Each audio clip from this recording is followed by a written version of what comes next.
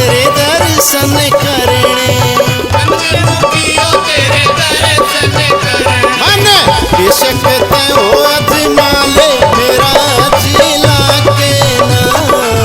बालाजी मन हो बुला ले मेरा जिला के नाम। बालाजी मन हो बुला ले मेरा जिला के नाम।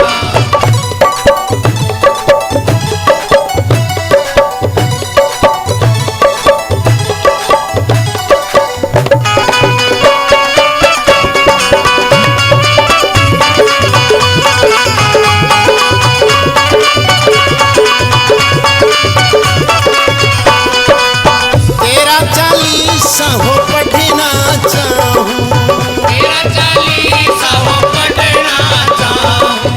तेरा चालीसा मैं पढ़ना चाहूं। तेरा चालीसा मैं पढ़ना चाहूं। कितने नियम करा ले मेरा ओ जिला के नाम। बालाजी मन हो बुला ले मेरा जिला के नाम। बालाजी मन हो बुला ले मेरा जिला के नाम।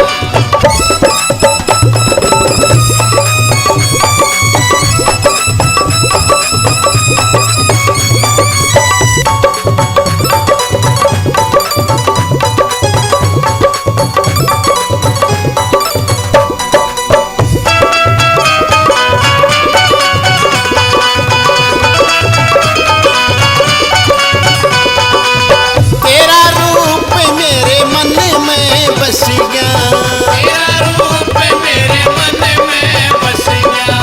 तेरा रूप मेरे मन में बस गया। तेरा रूप मेरे मन में बस गया। नियम पे मन ओ जमाले मेरा ओ जिला के नाम। बालाजी मन हो बुला ले मेरा जिला के नाम। बालाजी मन हो बुला ले मेरा जिला के नाम।